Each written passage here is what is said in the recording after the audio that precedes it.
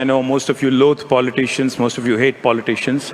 So I'll try and keep this simple, try and keep this as brief as possible. I come from Telangana. I worked as a minister for about 10 years, from 2014 until 2023. Prior to joining politics, I've had a bit of exposure working in the Western world. I have 2 master's degrees, one in biotechnology from Pune University, and one more in business administration from City University of New York. Then I worked in the corporate world for about 6.5, 7 years, came back to India, worked here for 2 more years, and then eventually joined the statehood agitation for Telangana in 2006. For about 8 years, I was part of this public movement for statehood for Telangana. In 2014, after the state of Telangana was formed, we were given a chance to serve the people, and I became a minister for the first time in 2014. For about 10 years, I've handled multiple portfolios, including technology, commerce, industry, urban development, municipal administration, handlooms, etc., etc. So why am I here? I'm here to share some of my thoughts, some of my learnings, and also to hear from you on what you want from politics and politicians and probably governments as well. I wanted to start off by saying 2 things. One, when I look around, when I see you, I see a lot of restless people, trigger happy, quick to go on to the digital world, wanting to put out a statement, wanting to put out a post a story, set a reel, restless, young, ambitious, bold. That's Gen Z, if we have to quickly sum up. You're truly the DIY generation, not the do-it-yourself, but disruptive, imaginative, absolutely youthful generation is what Gen Z is all about. I would like to believe that my state, Telangana, is also a Gen Z state. Wanted to start off by saying 3 things. One, when we start looking at events like this, thank you NDTV for this wonderful gathering, because this is a unique opportunity for lawmakers, for politicians to interact, to mingle, to understand what Gen Z really wants. When I look through this room, I can think of 3 Gen Z journeys. One, of course, my children. I have a 20-year-old and a 16-year-old. So obviously, both Gen Z, and both of them, of course, grill me more than probably what Padmaja would, more than what any journalist could, on several issues of social relevance. 2, of course, I meet a lot of youngsters as part of my job. I interact with a number of youngsters. I talk to a lot of youngsters. I keep getting fresh bout of energy every so often when I speak to them. 3, my state, which has done tremendously well in the last 10 years. Gen Z has truly conquered, has truly led the charge on the digital mediums. You guys have literally taken the world by storm, across the world. I'm not even talking India, I'm not talking my state. One of the things that I can think of from my state, where Gen Z had a positive impact by way of social media activism, was as recent as about 3 months ago. In my state, in my city, Hyderabad, when the government of Telangana wanted to sell about 400 acres of forest land, Gen Z, in the form of Hyderabad Central University students, led the charge and started demanding answers from the government on why they're selling a valuable piece of urban lung space, which is also a demarcated forest. Went on for a while. Eventually, even though the government was non-responsive, this apex court of India, the Supreme Court, responded. Supreme Court came to the rescue, and eventually, because of Gen Z's media activism, social media activism, 400 acres of land in Hyderabad was saved purely because of that activism. Now, does that mean mere social media activism? Does that mean mere social media presence is enough? No. I think Gen Z also has to step in, understand that this is your moment. This is your moment to seize. Why am I saying that? Because as the world is getting older, India is getting younger. India's median age today is 27. More than 50% of India is less than the age of 35. This is your time, this is your opportunity under the sun. This is the opportunity that you can seize. In case you're thinking this lecture is getting really boring, let me give you 3 examples of how generations in the past, youngsters in the past, have redefined their country's destinations.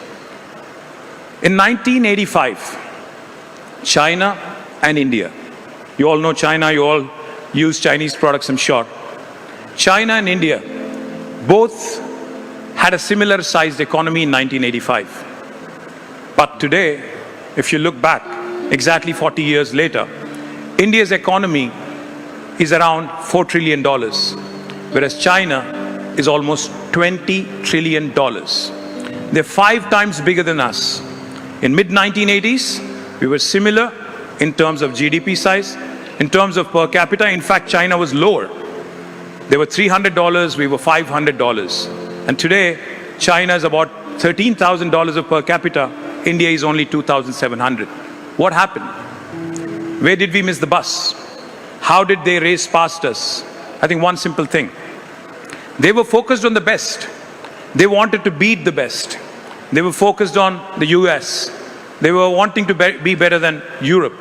Whereas India, we were happy comparing ourselves to Pakistan.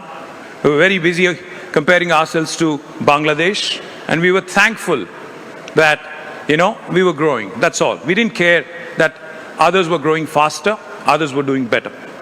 The second example I'd like to give you is that of Japan. I'm sure all of you have Japanese products at your home, possibly one of the cars, one of the electronic goods you use, etc., etc. Now, Japan, for those of you who are probably familiar, you're Gen Z, so you're born post-97. 50 years prior to that, in 1945, Japan actually is the only country on planet Earth which had experienced a nuclear attack. 2 Japanese cities were bombed, Hiroshima and Nagasaki. Lakhs of people died in World War II in Japan. But what did Japan do? Did it lose its hope? Did it give up? Did it throw in the towel? Japan has so many odds stacked up against it. In terms of size, Japan is only 1/9 of India. In terms of inhabitable space in the country, inhabitable as in human inhabitable, only 30% of Japan is inhabitable by humans. 70% of the terrain is inhospitable. And also, only 11% of Japan is actually good. Japanese land is good for cultivation. Almost 89% is not good. And also, Japan is frequently rocked by earthquakes, volcanoes, tsunamis. So there are natural disasters and then man-made disasters like atom bomb. But Japan didn't give up. After 1945, it only took Japan 23 years to rebuild from a disaster, from devastation, to absolute economic miracle. And by 1968, in less than 23 years, just by sheer innovation, industrialization, just by culture and mindset, Japan has become the 3rd largest economy in a span of 23 years. And in about another 20 years, Japan has become 2nd largest economy. And even as we speak today, it is the 4th or 5th largest economy in the world. And the third example that I would like to give is that of my state, Telangana. I know all of you are trigger happy, all of you have butterfingers when it comes to cell phones. May I request all of you to pull out your phones for a second? Please. Please open Google. Please type in the world's largest lift irrigation project. World's largest lift irrigation project. And I think you would find the answer. That is, can anybody tell me, please? Anyone? Kaleshwaram project in our own country, in my state, Telangana. It's not India's largest, it's the world's largest project. May I also request you, bade bhai 2 minute ruk ja yaar, 2 minute. May I also request you, world's largest Amazon campus. You know, you all use Amazon. World's largest Amazon campus. Where is it? Which city? Can you please say it loud? We are in Bombay. Hyderabad. Thank you very much. And the third question I'd ask you, world's largest innovation campus. World's largest innovation campus. Anybody? T-Hub, Hyderabad. So I just named 3 things which are world's largest. World's largest lift irrigation project is in Telangana, India. World's largest Amazon campus is also in Hyderabad, Telangana, India. And world's largest innovation campus is also T-Hub, Hyderabad, Telangana, India. If Telangana can do all this in the last 10 years, why can't the rest of India do it? If China can beat India and become 5 times larger in about 40 years, why can't we do the same? And if Japan can recover from a devastation of a nuclear bomb and become the 3rd largest and 2nd largest economy in the world, why can't we do it? That's the question I'm asking you. How long are we going to be content being the CEOs of the world? We take great deal of pride in Sundar Pichai, in Satya Nadella, Arvind, Shantanu Narayan, and many others who have done very well across the US. But name one Indian product which has truly been benchmarked by the rest of the world as the best in the business. Not one coming from India. If the co-founder of Perplexity, Arvind, can be an Indian guy in the US, why can't one of you in Gen Z from India, 37.7 crore Gen Z Indians, why can't you come out with something truly path-breaking? I'll leave you with 3 parting thoughts. I know Padmaja is looking at me because we have also some chat out there. 3 parting thoughts. What India needs today from Gen Z and what India needs from governments across the country is 3 things. And also from the industry is 3 things. India does not have the luxury of leapfrogging. हम बार-बार सुनते रहते हैं प्रधानमंत्री जी से कि 2047 तक India को फर्स्ट वर्ल्ड कंट्री बनाना है. India does not have the luxury, अगर बना है 22 साल में, we don't have the luxury of leapfrogging. We have to pole vault. We cannot leapfrog. The second thing I'll tell you, India does not have the luxury of inviting venture capital. We need our industry to open its purse strings. We need our industry to be adventurous. What India needs is not venture capital, but adventure capital. Also from Gen Z, what we need, what India needs to truly become first world country is not for you to come out with the next Amazon, not for you to come out, become the next Uber. I think best practices are dime a dozen. What we need from young Indians, what we need from Gen Z is next practices. We need you to redefine the world order. We need you, along with the governments and the industry, to work on next generation practices, next breakthroughs for the rest of the world. Because like I said, while the world is getting older, India is getting younger. And today, the opportunity that Gen Z has in India, there's never been a better time. Because governments are attentive, industry is attentive, capital is not a concern. You're only limited by your imagination, you're only limited by your ambition. And I'm sure with more and more such events, many of you will become innovators, many of you will become disruptors, many of you will truly come out with world-class products. I was just listening to Pawan, who's also from Telangana, by the way. Thank you for that that's enlightening inputs. Once again, thank you NDTV YUVA for giving us this opportunity. Truly delighted to be here. Cheers. Thank you.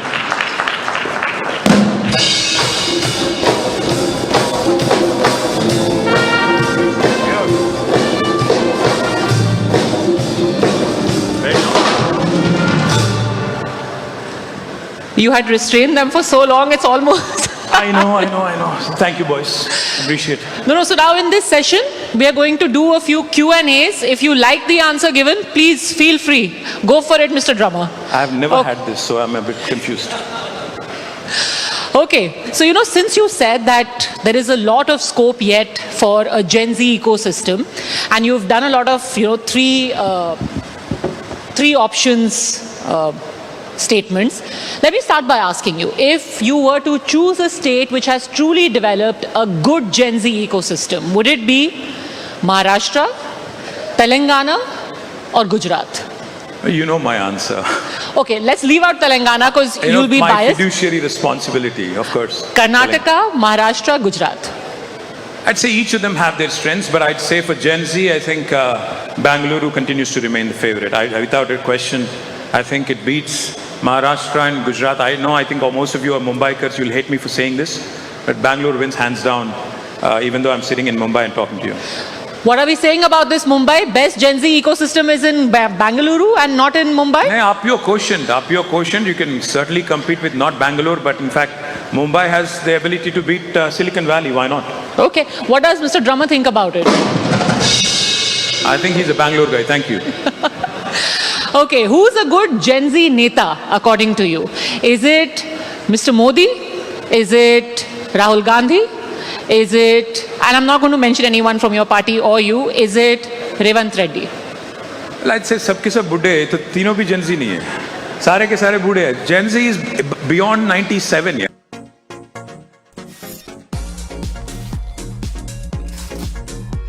To Gen Z, no? Say, put it that way. Then I think I'd say, right now, I only have 3 choices. Yes, only 3 choices. Only 3? Only 3. Caught between devil and deep sea. I don't know who to choose. So I'll probably play it safe and say Narendra Modi.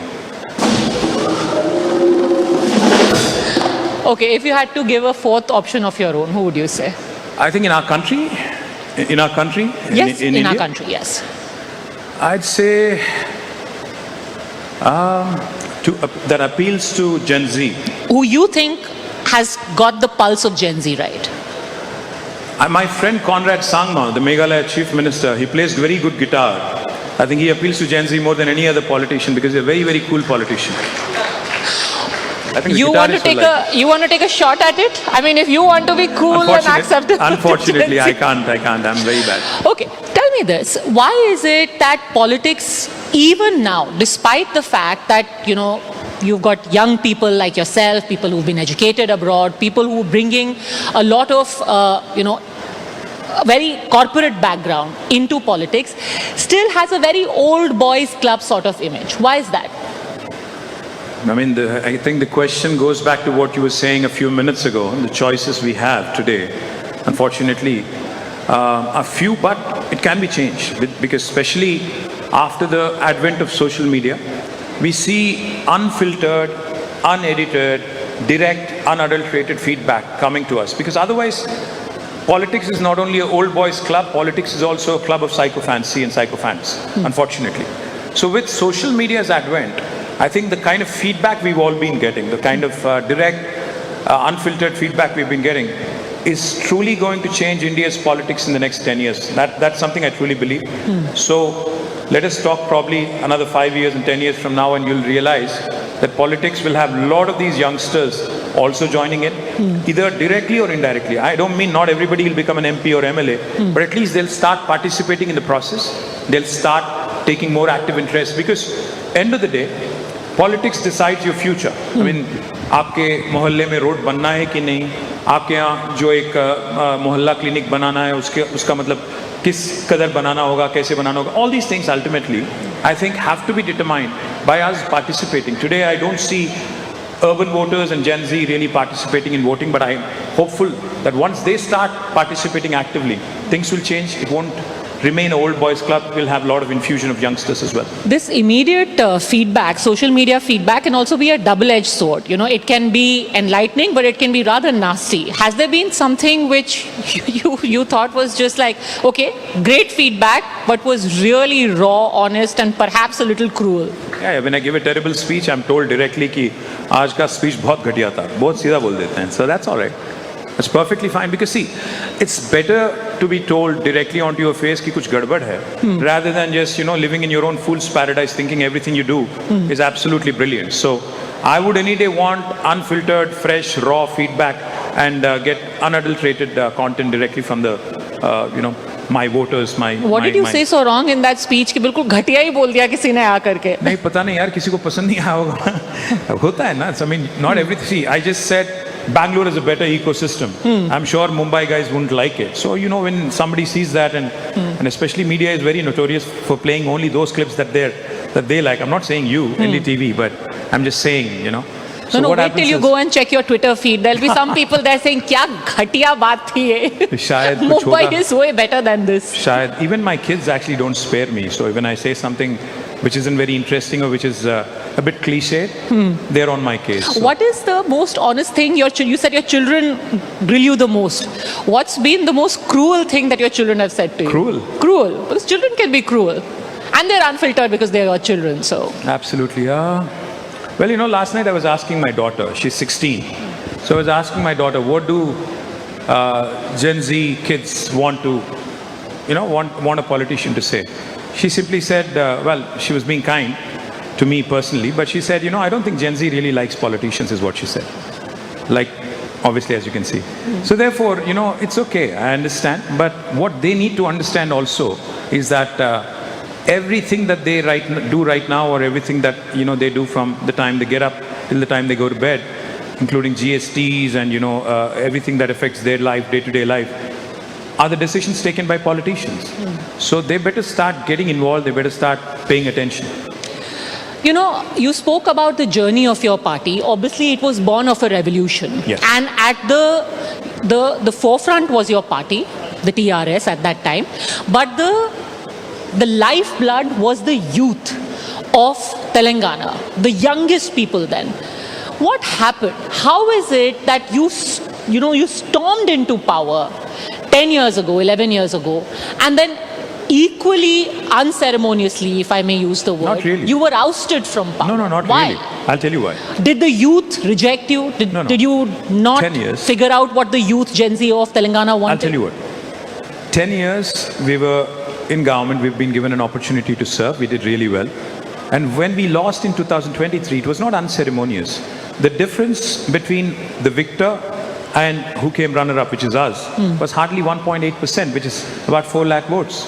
There's nothing unceremonious about a loss in politics.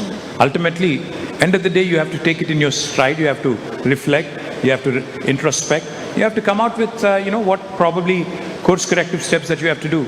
So one of the reasons could be that the youngsters in Telangana probably did not get what they want, possibly in the sense of the number of jobs we created in private sector versus the number of jobs that got created in government sector.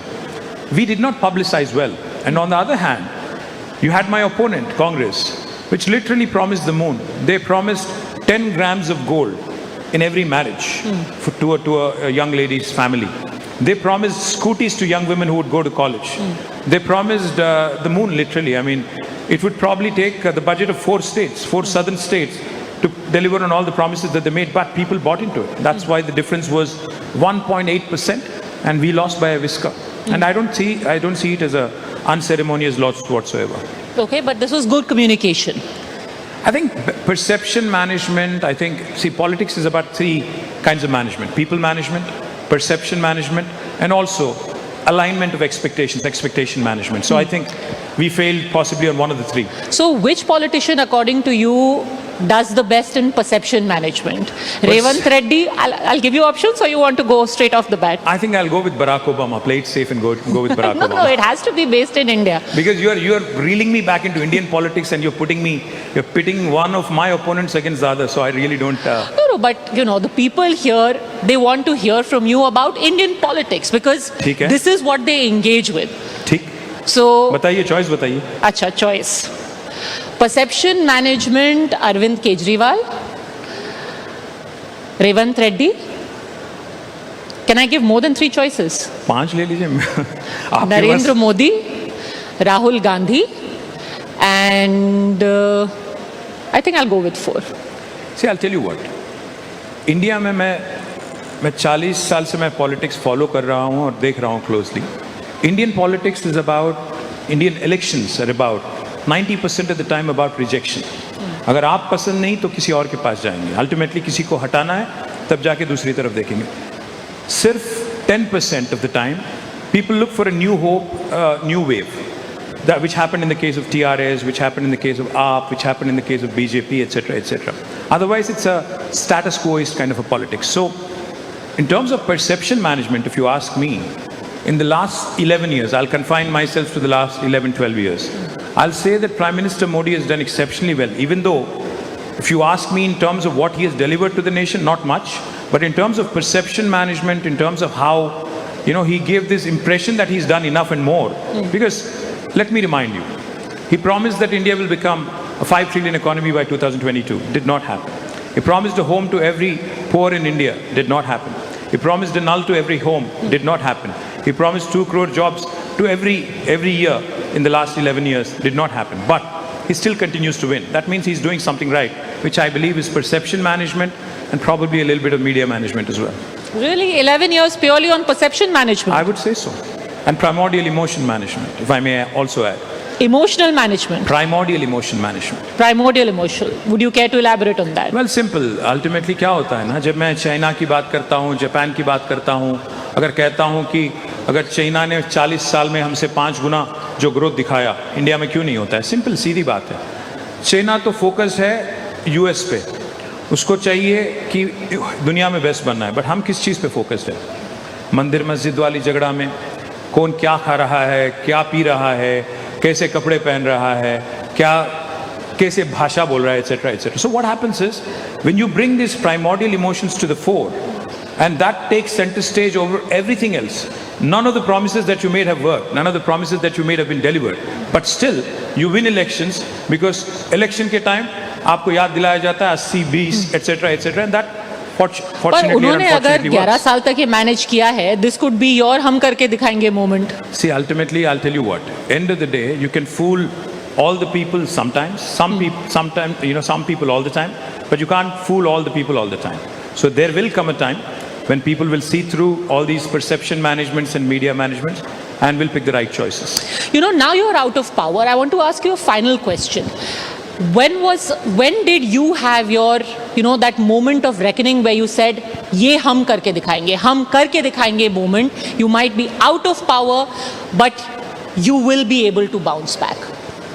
Well, 2 things. One, today if you look at Telangana politics, I already see the triple R playing. Not triple R the movie, but triple R, factor. Recall, regret and revolt. Recall is already happening. People are already recalling how better our government was vis-a-vis the current Congress government. Regret is also being seen that गलती हो गई, फिर इनको वापस लाना है. मैं उम्मीद करता हूँ 1-2 साल में रिवोल्ट भी शुरू हो जाएगा और 5वीं साल में हम लोग वापस आ जाएंगे. Revolt as in not. I hope you are not telling people to hit the streets कि Gen Z रास्ते पे आओ. Not like Gen Z and Nepal. No, I'm not talking about that. That might also happen if governments actually fail. I'm also forewarning you on that. Because what happened in Nepal recently was nothing but suppression of democracy, was suppression of the voice of Gen Z. Initially, even the media mocked when the Gen Z was protesting. They said they're protesting internet disruptions. But eventually, what were they protesting?